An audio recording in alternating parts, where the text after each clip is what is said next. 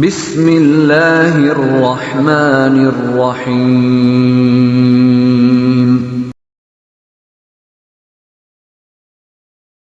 السلام علیکم ورحمۃ اللہ وبرکاتہ۔ الحمد للہ رب العالمین والعاقبۃ للمتقین والصلاة والسلام علی خیر خلقہ محمد وآلہ وصحبہ اجمعین، اما بعد، اعوذ باللہ من الشیطان الرجیم، بسم اللہ الرحمن الرحیم۔ وَإِذَا سَأَلَكَ عِبَادِي عَنِّي فَإِنِّي قَرِيبٌ أُجِيبُ دَعْوَةَ الدَّاعِ إِذَا دَعَانِ فَلْيَسْتَجِيبُوا لِي وَلْيُؤْمِنُوا بِي لَعَلَّهُمْ يَرْشُدُونَ۔ ناظرین کرام، برادران اسلام، آج کے درس کا موضوع ہے دعا کا مہینہ۔ رمضان المبارک کے فضائل میں سے ایک فضیلت یہ بھی ہے کہ اس مقدس مہینے میں اللہ تعالی اپنے بندوں کی دعائیں سنتا اور قبول فرماتا ہے، جیسا کہ حضرت ابو ہریرہ رضی اللہ تعالی عنہ سے مروی ہے کہ اللہ کے نبی صلی اللہ علیہ وسلم نے ارشاد فرمایا، ثلاث دعوات لا ترد، دعوت الوالد لولده ودعوت الصائم ودعوت المسافر۔ یعنی اللہ رب العالمین تین آدمیوں کی دعائیں قبول فرماتا ہے۔ نمبر ایک، باپ کی دعا اولاد کے حق میں اللہ رب العالمین قبول فرماتا ہے، اس کو رد نہیں کرتا ہے۔ نمبر دو، روزے دار کی دعا بھی اللہ رب العالمین قبول فرماتا ہے۔ نمبر تین، مسافر کی دعا اللہ رب العالمین قبول فرماتا ہے۔ بعض اور روایتوں میں امام عادل کا بھی ذکر ہے، اور اسی طریقے سے مظلوم کا بھی ذکر ہے کہ اللہ رب العالمین ان کی دعاؤں کو بھی قبول فرماتا ہے۔ دعا کے سلسلے میں اللہ تعالیٰ کا ارشاد ہے کہ وَإِذَا سَأَلَكَ عِبَادِي عَنِّي فَإِنِّي قَرِيبٌ أُجِيبُ دَعْوَةَ الدَّاعِ إِذَا دَعَانِ فَلْيَسْتَجِيبُوا لِي وَلْيُؤْمِنُوا بِي لَعَلَّهُمْ يَرْشُدُونَ۔ جب میرے بندے میرے بارے میں آپ سے سوال کریں تو آپ کہہ دیں میں بہت ہی قریب ہوں، ہر پکارنے والے کی پکار کو جب کہ وہ مجھے پکارے قبول کرتا ہوں۔ اس لیے لوگوں کو بھی چاہیے کہ وہ میری بات مان لیا کریں اور مجھ پر ایمان رکھیں، یہی ان کی بھلائی کا باعث ہے۔ اسی طریقے سے ایک دوسری آیت کریمہ میں اللہ رب العالمین نے ارشاد فرمایا، بلکہ اپنے بندوں کو اللہ رب العالمین نے حکم دیا کہ وہ اپنے رب سے گریو زاری اور عاجزی و انکساری کے ساتھ دعا کریں۔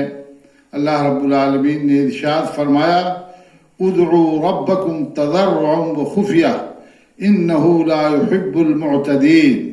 تم لوگ اپنے پروردگار سے دعا کیا کرو، گڑ گڑا کر کے اور چپکے چپکے بھی۔ واقعی اللہ تعالیٰ ان لوگوں کو ناپسند کرتا ہے جو حد سے نکل جائیں۔ ایک اور آیت کریمہ میں اللہ رب العالمین نے وعدہ کیا ہے کہ میں بندوں کی دعائیں سنتا ہوں اور قبول کرتا ہوں۔ اللہ رب العالمین کا ارشاد گرامی ہے، وَقَالَ رَبُّكُمُ ادْعُونِي أَسْتَجِبْ لَكُمْ إِنَّ الَّذِينَ يَسْتَكْبِرُونَ عَنْ عِبَادَتِي سَيَدْخُلُونَ جَهَنَّمَ دَاخِرِينَ۔ اور تمہارے رب کا فرمان سرزد ہو چکا ہے کہ مجھ سے دعا کرو، میں تمہاری دعاؤں کو قبول کروں گا۔ یقین مانو کہ جو لوگ میری عبادت سے خودسری کرتے ہیں، یعنی دعا نہیں کرتے ہیں، وہ ان قریب ذلیل و خوار ہو کر کے جہنم میں پہنچ جائیں گے۔ رمضان المبارک کے مہینے میں روزے کی حالت میں ایک روزے دار کو بہت سارے معاصی اور گناہوں سے کنارہ کش ہو کر کے اللہ تعالیٰ کی اطاعت اور فرما برداری کا موقع ملتا ہے۔ اس کا دل ہمہ وقت اللہ کی جانب مائل ہوتا ہے اور وہ اپنی زبان، اپنے نفس اور اپنی خواہشات پر مکمل کنٹرول رکھتا ہے۔ اس لیے اس مہینے میں اس کی دعاؤں کی قبولیت کا امکان زیادہ ہوتا ہے۔ حدیث میں دعا کو عبادت یا مغز عبادت یا افضل عبادت کہا گیا ہے، اس لیے بھی اس کا اہتمام دیگر عبادات کی طریقے سے ماہ رمضان المبارک میں مسلمانوں کو خاص طور سے کرنا چاہیے، اور دعاؤں کا خصوصی اہتمام ماہ رمضان المبارک میں ہم سب کی جانب سے ہونا چاہیے۔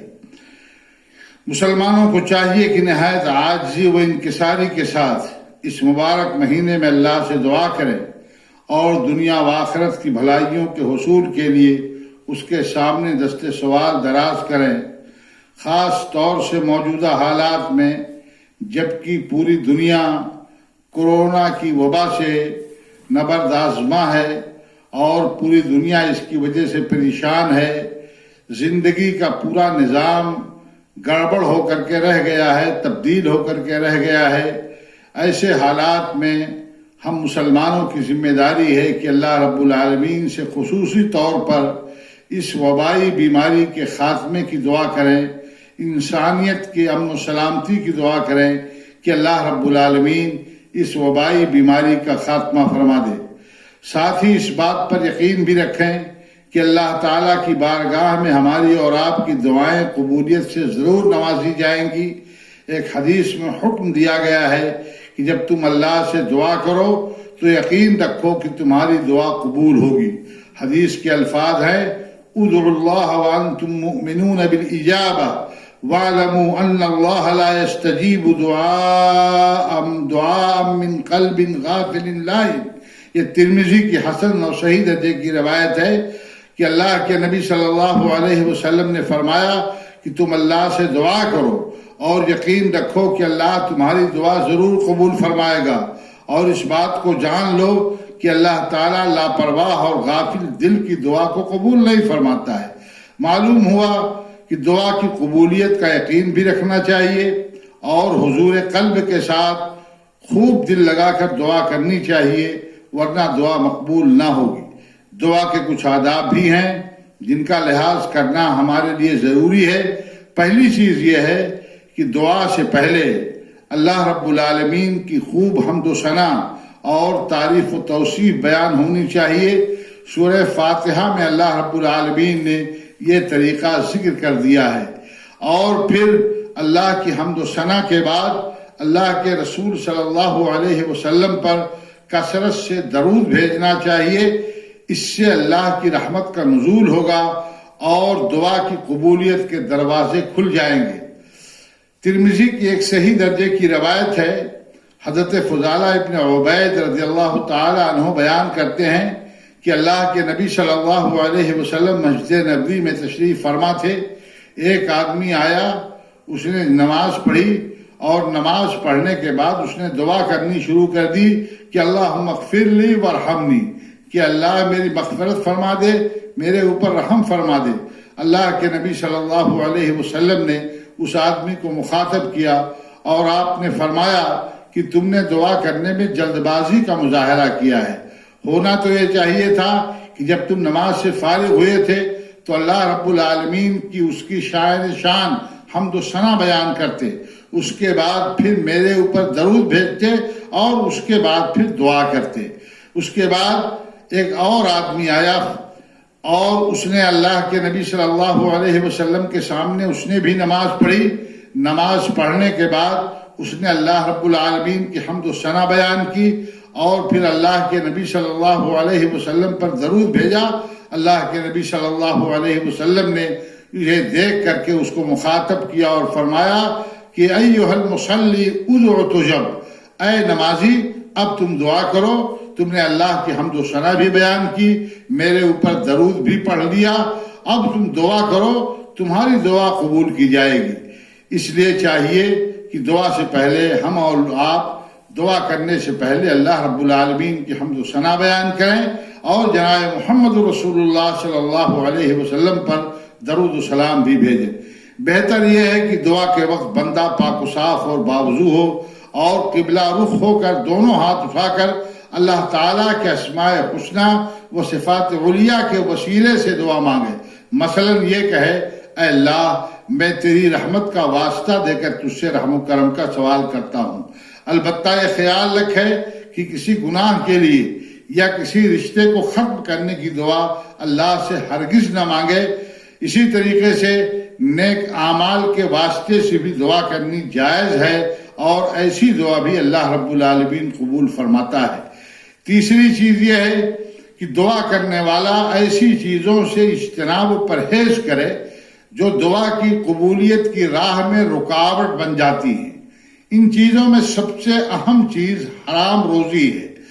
اللہ تعالیٰ حرام کھانے والے کی دعا قبول نہیں فرماتا ہے، جیسا کہ صحیح مسلم کی ایک روایت میں تفصیل کے ساتھ ہے کہ ایک غبار آلود و پراگندہ حال شخص قابل رحم حالت میں اللہ رب العالمین کی بارگاہ میں ہاتھ اٹھا کر کے دعا کرتا ہے، مگر اللہ رب العالمین اس کی دعا قبول نہیں فرماتا ہے، اور اللہ رب العالمین فرماتا ہے کہ اس کا کھانا حرام ہے، اس کا پانی حرام ہے، اس کا لباس حرام ہے، حرام کمائی سے اس کی پرورش ہوئی ہے۔ اس لیے اللہ رب العالمین فرماتا ہے انا یستجاب لذالک، ایسے حرام خور کی دعا، ایسے حرام نوش کی دعا، ایسے حرام پوش کی دعا، ایسے شخص کی دعا جس کی پرورش مال حرام سے ہوئی ہے، اللہ رب العالمین بھلا کیسے قبول فرما سکتا ہے۔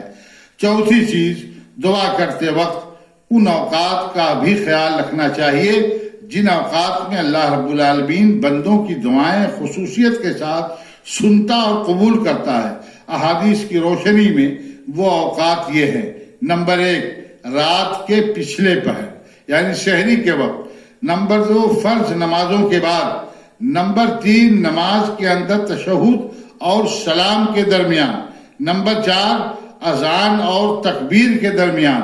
نمبر 5، جمعہ کے دن امام کے منبر پر بیٹھنے سے نماز جمعہ ختم ہونے تک۔ نمبر 6، رمضان المبارک کے دنوں میں بالخصوص افطار کے وقت۔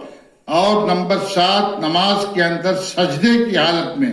نمبر 8، جمعہ کے دن عصر اور مغرب کے درمیان۔